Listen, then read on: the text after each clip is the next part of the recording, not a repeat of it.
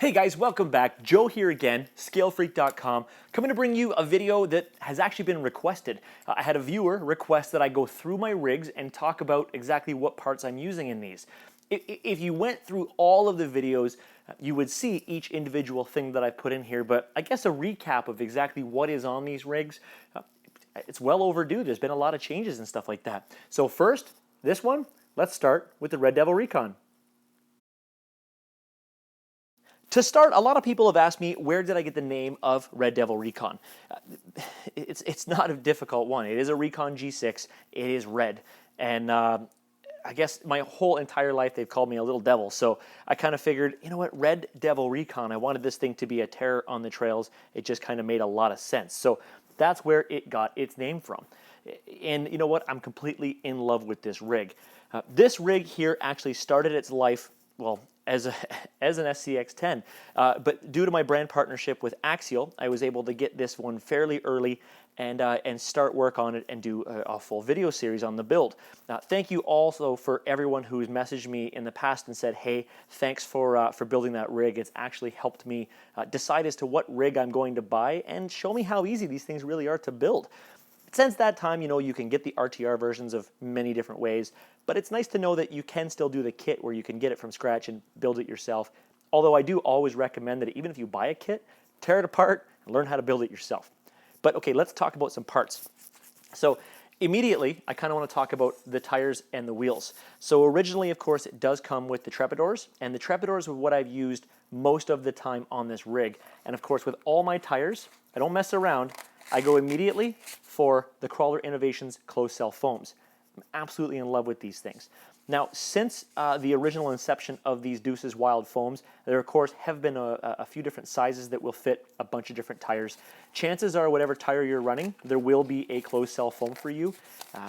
Eddie at Crawler Innovations is amazing with getting back to you very quickly with answers to your questions. So if you do have a question about which foam is best for your tire, it's all in the item description of the part itself on the Crawler Innovations website. But if you're still unsure, just fire him an email. He's really good with it. I definitely recommend this product for anything. Right now, and this is just as of last night actually, I swapped the truck over to the Pitbull Growlers, the 1.9 Growlers. I do not have much runtime on these tires. Actually, all the runtime these tires have is when I lent them out to somebody to run on an event, and they impressed me significantly. I am greatly impressed with the performance of the Trepidors, but I really can't wait to try these out because I was really happy with what I saw on somebody else's G6, Recon G6 rig, so I really want to see how they work on this one.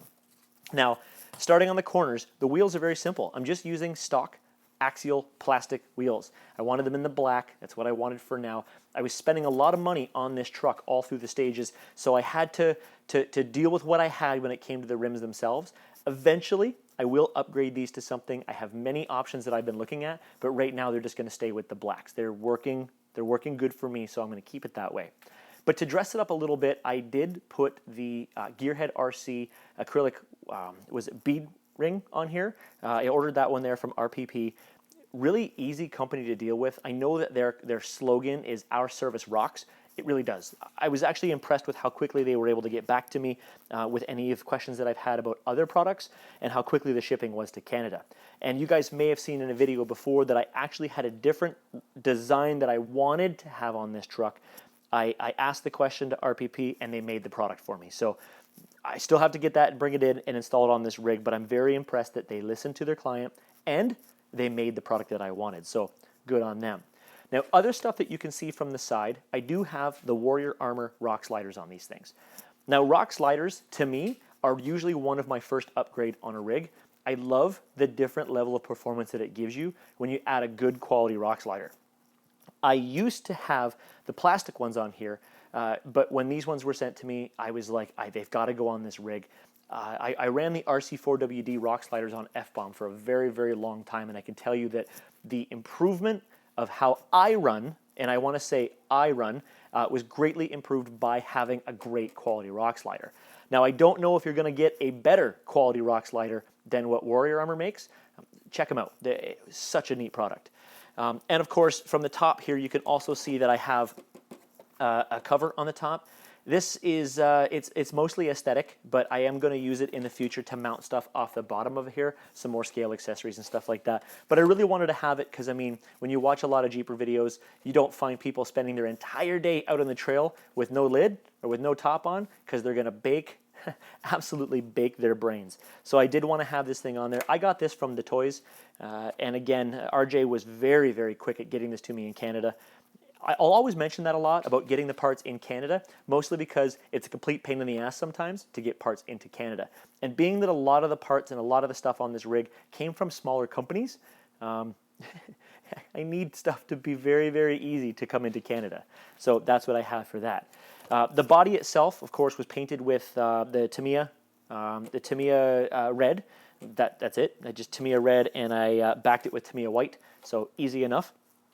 And as goofy as it sounds, I wanted to make sure that I used the Proline pull tabs on my body clips. Reason being is because with these pull tabs, it is very easy for me to pull it out. It's also a little harder for me to lose, and in the back, it's again easier to pull out. But I know I will notice instantly if I'm missing something because I'll notice the tab is not there.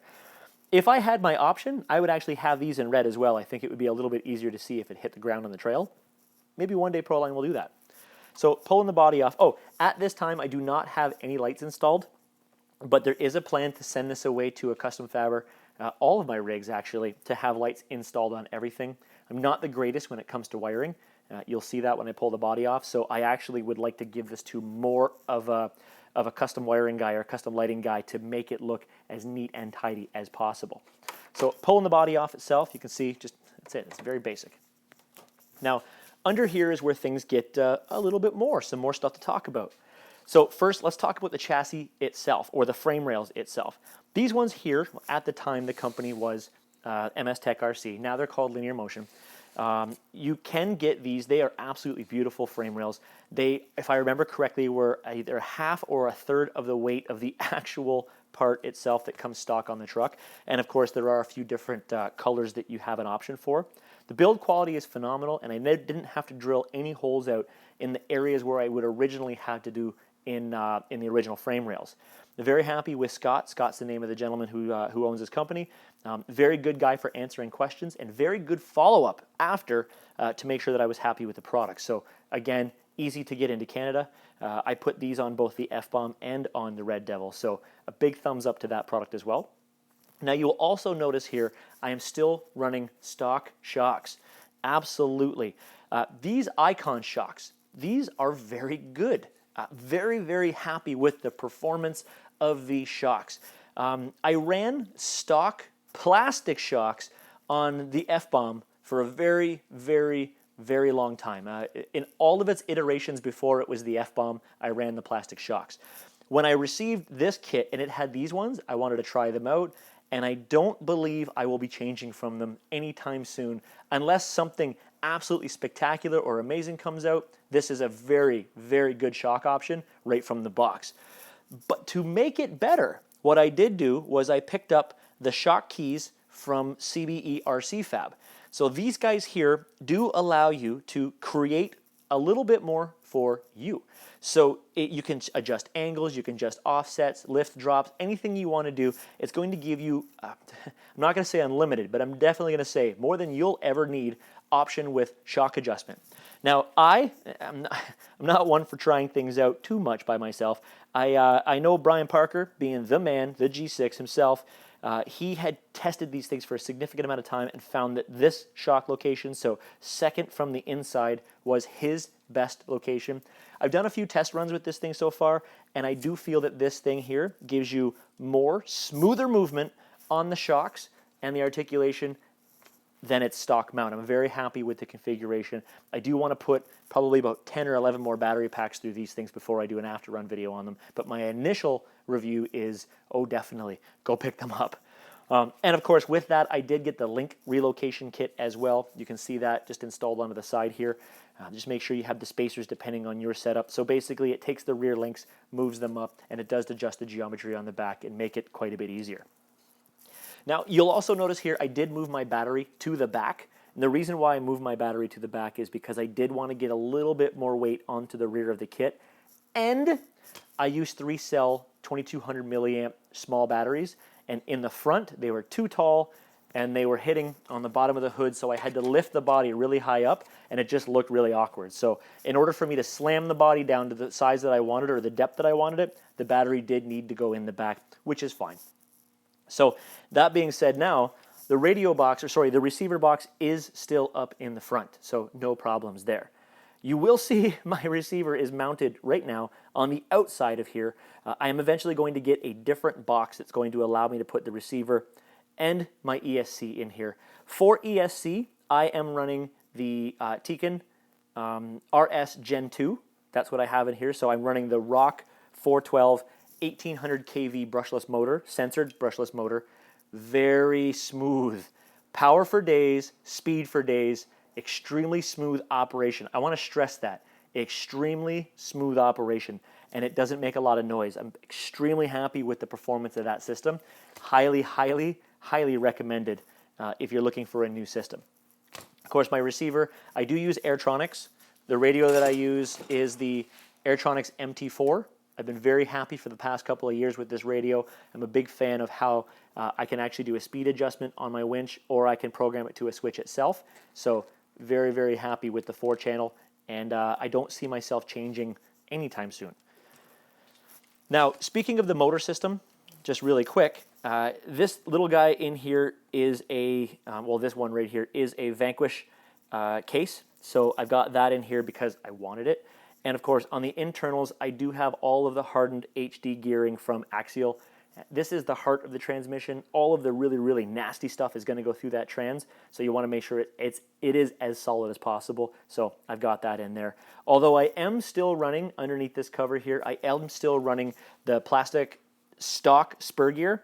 And the reason why that is because from my Savage Nitro days, I learned that if I want a part to break, I want it to be the spur gear. It's very inexpensive. It's very cheap to change.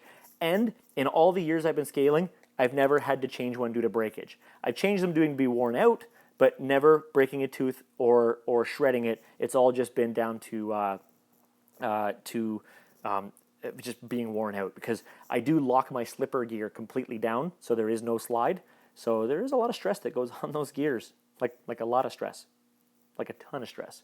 Now, for my servo, this one here is running the SW1210SG waterproof servo from Savix. Originally, when I had my hobby shop, Savix was one of the brands that was a little more popular that I could sell, so I started putting Savix in all my machines, and I very, very quickly fell in love with that product. Their customer support is absolutely amazing, and I really like the warranties that these servos have. Now, in saying that, I've never had to warranty any of my scalar servos. It was just the race servos that had to get done, and that's because those things get abused to death. Very happy with the 1210SG. Savix servos do sing a little bit. As long as you can get used to that level of noise that comes from a singing servo, you're okay. But I'm very happy with the product. And then, of course, for a servo arm, I am using a Racer's Edge, either the hard anodized or just a normal anodized servo arm. It doesn't really make much of a difference to me. Of course, it has to be the Savox spline, and I've never, ever stripped one out, ever. Ever, ever. And there's one of these things on every one of my kits, race kits, bash kits. Every kit I have has that servo arm, and I've never stripped one out. So very good product, very inexpensive. The bumper on the front of this one here is the RC4WD ARB stubby bumper. I was a big fan of this bumper when I first saw it because the winch actually fits into the bumper. So now your winch is guarded by the actual bumper itself. And of course, I do have that worn fair lead coming out here. You guys have saw it in a video in the past. I did it with the chrome one. I thought that looked silly. Somebody said, you know they have a black one, right? And I was like, oh my God, thank you for saving me. So I went back and got the black one. And of course, for the hook here, because it comes with the winch, I do have that clipping hook. So once it hooks on, it stays there. So it doesn't matter if my winch line's a little bit done. And of course, for the winch itself, I'm using the RC4WD Warn CTI winch. I like this winch, actually. I've been using the Warn, or the RC4WD Bully Dog winch for quite a long time. It's still in my arsenal. I've taken it out as a backup, so it is still laying around the shop somewhere. But this thing I like. I use it with the wired winch controller, which I have out of the truck right now because I'm reconfiguring the wiring. You'll see this right here. I use it with the wired winch controller so that I can control it from my radio and not have an extra, key fob hanging off of it. But I'm very happy with what this thing it can do.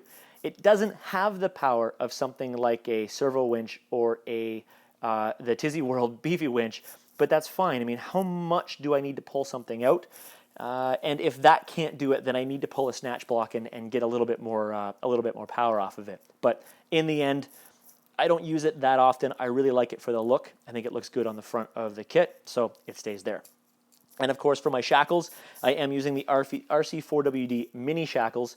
The reason being is because the larger shackles did not fit the hooks correctly, and it was frustrating. So I switched all my shackles on every kit to the minis just because I think it gives it a better look. If you actually look at a real Jeep, the shackles are only this big. They're not great big, humongous things like this. You can get them, but I don't think they're for off-road. I think they're for like transport trucks. So I just use the little ones there. I'm a big fan of that as well. Now, for the link kit, I'm just using the bottom links are metal, the top links are plastic. I will make the change. See how bendy that is? I will make the change. I'm going to be throwing some Rock Beach Customs links into here, and that will make my day. The front link, of course, is the metal one as well from Axial, and the bottoms are metal from Axial, but I'm going to convert the entire thing. Now, while I'm under the truck, you do have stock drive shafts. See? Bop and bop. Now, these things here will spin, and it'll look like a Twizzler, because basically what will happen is you will crush them under heavy load, they will twist, they will flatten, and you will mess them up. I've done it a few times. So what I did for these ones was I put some epoxy inside of it, jammed a piece of rod in there, and when it dries, they cannot crush. So, I mean, eventually they'll wear out, but they still have some nice slide to them, but they won't flatten out, so that I'm happy with. But at the same time, I'll never be able to adjust the end of these things again. I'll never be able to fully pull them apart because the whole thing is full of epoxy. I can't get it out. So keep that in mind if you're going to do that. Now, of course, just as a bit of a flair, I do have, of course, on the back of this thing, I do have the dual out muffler system from Night Customs. So 3D printed part. I really wanted to have it on there. I think it looks really neat, so I had to have it. That's on the back. And of course, for my axle, I do have the axial lockouts in the rear, and in the front, I have the axial knuckles and the axial C-hubs. So the actual axial parts, I'm a fan of the fact that they are clockable. So if you do like a massive lift, you can make your adjustments. And inside my axles, I am running the CVD, axial CVDs in the front with the GCM last locker system. And then in the back, it's just the straights with the last locker. So again, the GCM stuff, you can see here, there is no play in the wheel itself. Huge, where's my thumb? Huge fan of the GCM product. I'm sure you guys have seen a lot of them in the last little while. They've also been killing it on YouTube. So go check out their stuff. Major scene here in Canada blowing up, and I think a lot of it has to do with them. So I'm trying to think here. Bop.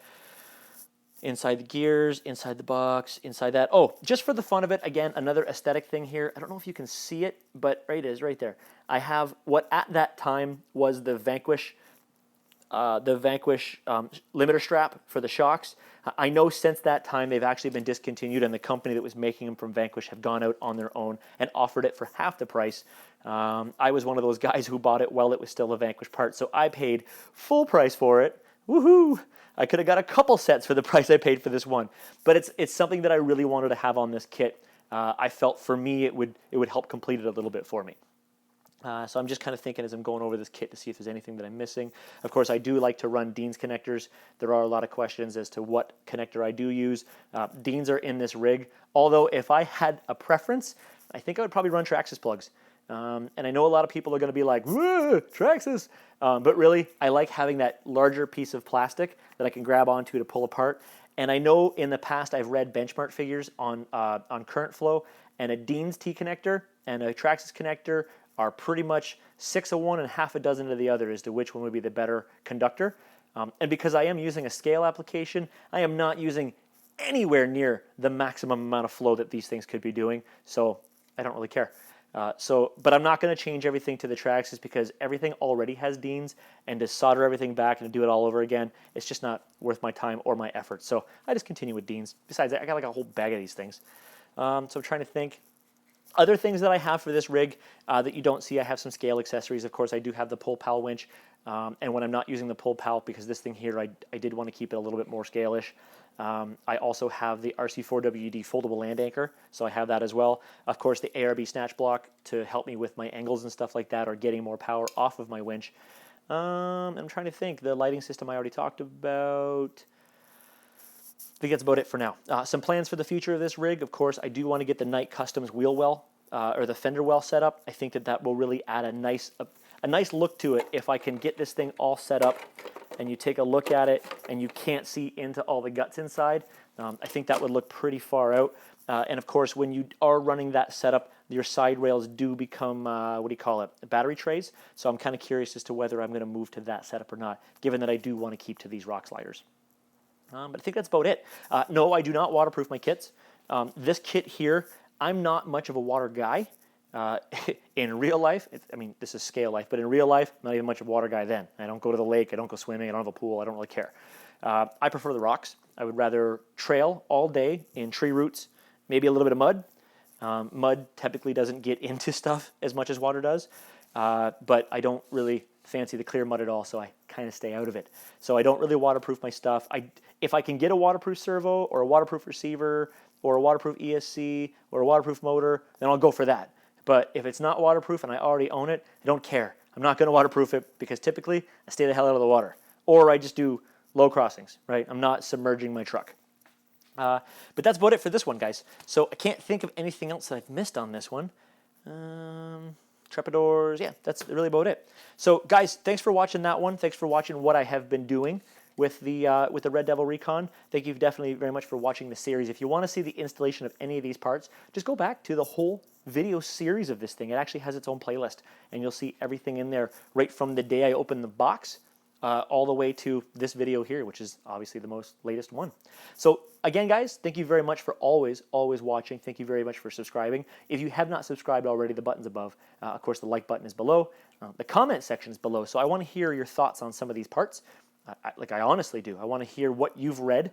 And you know what? If you've ever bought one of these parts because you saw it on one of my rigs, please post it below. I'd love to hear that I helped in your decision to or to not buy a part. And of course, please remember to share this throughout your community. A lot of people are sharing my videos, which, oh my God, it's awesome. I don't post them in a whole ton of places. I just post them here and RC Militia. And then the rest of the world gets it from other people. So huge thanks on that one, guys. And you know what? Let's end this one.